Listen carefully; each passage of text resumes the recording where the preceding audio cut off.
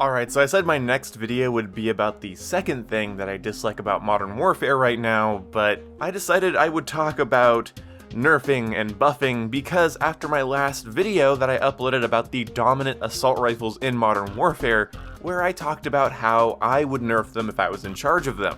Basically what I said is that they should have less recoil stabilization, meaning more horizontal sort of randomness in their pattern, and that 50 round and 60 round magazines, any sort of extended mag attachment for these weapons, should increase the amount of time it takes to reload, and increase stuff like aim down sight time or decrease movement speed, so that they are less of an obvious choice and the rifles would be better at closer ranges so that they don't dominate all ranges, basically sort of putting them in their place, putting them in their own role. When it comes to Modern Warfare's assault rifles just in general, there should be some long-range ones, which would be the FAL and Odin, some mid-range ones, which would be the FAMAS and AK-47, some close-range ones like the M13 and the RAM-7, and some more versatile mid to close-range picks like the M4 and Kilo, but unfortunately, the RAM-7, the Kilo, the M4, and the MP5 and the AUG going into the SMG category are just flat out too versatile.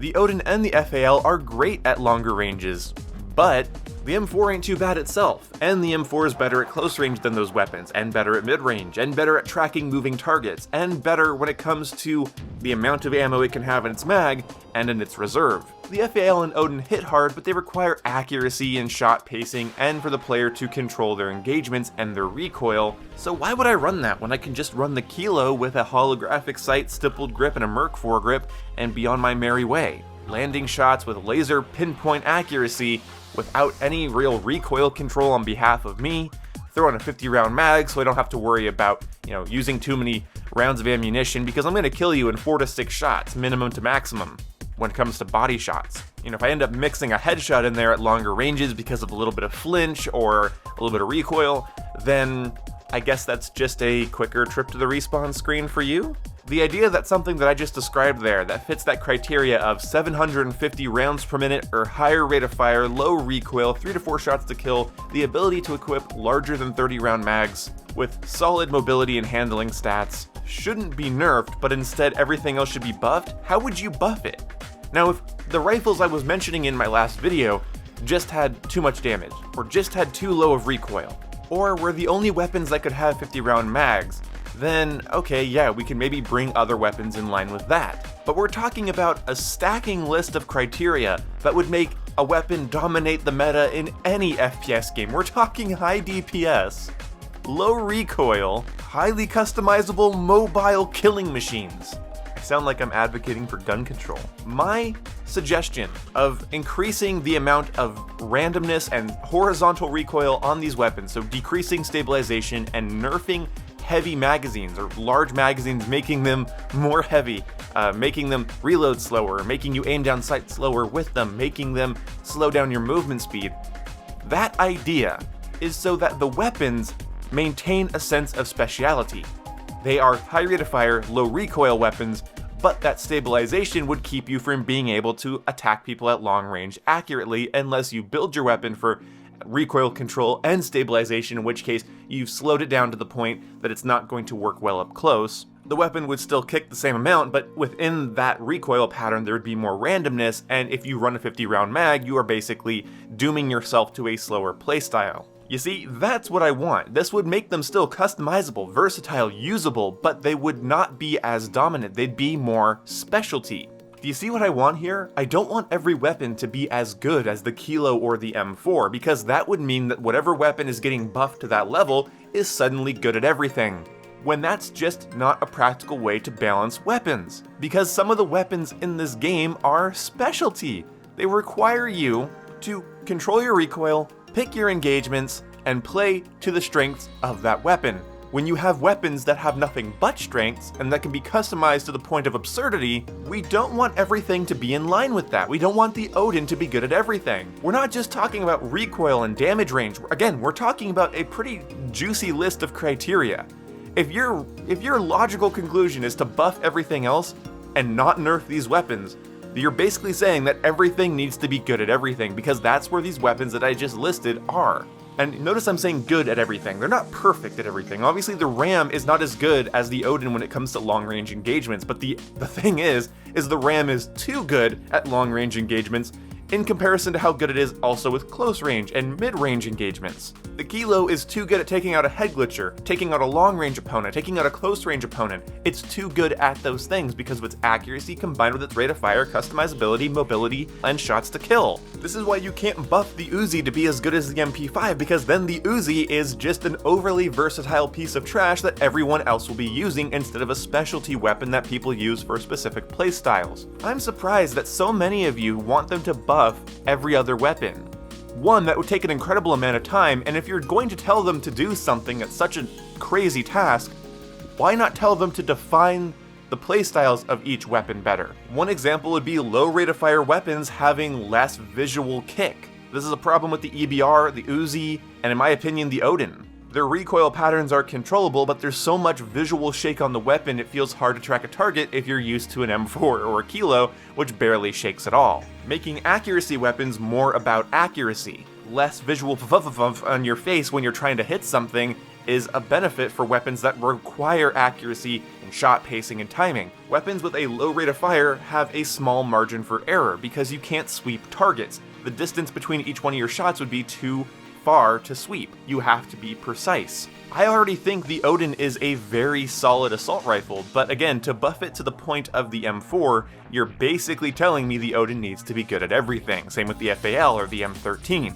It's like when people said that the M13 needs to be a 4-shot kill for people to want to use it, when people don't realize that the weapon fires at 900 rounds per minute, and it even just got a recent recoil buff? Accuracy buff. So the M13, if you were to give it a 4-shot kill, would be a 900 RPM 4-shot killing beast that would just outclass almost every other SMG in the game. Even the MP5 fires 100 rounds per minute slower than the M13. The M13's benefit comes from the ability to land headshots, and its rate of fire means you have a much higher margin for error in close range engagements, because even if you miss, your next round is coming out so fast that it likely won't. And because of its low recoil, you can now precisely aim at people's heads and get a 3-shot 900 RPM kill, which is basically deleting somebody. If you made the M13 as powerful as the M4, it's all anybody would use. It's like none of you watched this scene from The Incredibles. Everyone can be super. And when everyone's super, no one will be. We don't want a game where every weapon feels exactly the same. We don't want a game where every gun is usable in every engagement. My nerf suggestion does not make the weapons bad. It makes them fit a role, which they currently don't. They fit a little bit into every role. They dabble in long range. They dabble in close range. They dabble in here and there, and depending on how you customize them, they can just be these overly versatile killing machines. So don't tell me that nerfing isn't the answer. Sometimes it is. It's like nobody has seen this scene from Revenge of the Sith. Only a Sith deals in absolutes. You can't just say that nerfing in general is a bad idea when sometimes it's absolutely necessary to keep the specialties between each weapon pure and important. The Odin needs to be good at what it's good at, and you select that weapon if you want to be good at the thing the Odin is good at, which is long range. Sometimes mid-range, sometimes close range, but primarily long range. It's great at one thing, okay at another, decent at another. That's how a weapon should be. You shouldn't be useless, but you shouldn't be proficient in all three of those cases. I want to use the AK, but it requires recoil control, accuracy, and although it hits harder than the M4 hits more accurately. There's so much more ease of use when it comes to the M4. So yeah, if I'm trying to shoot somebody with an AK-47 and they're strafing left and right, I can't just sweep them. I have to keep my sight on them, and that's a whole thing, and I'd rather just use the Kilo. The Uzi could be fun, but that rate of fire, again, I can't successfully, hip fire people up close because there's too much time in between my shots. So I'm gonna use the AUG, or I'm gonna use the MP7 with a Merc foregrip and a laser sight, and then I don't really have to worry about where my shots are going. I have so many, 50 round magazine on the MP7, laser sight, Merc foregrip, I'm good. Do you see my point?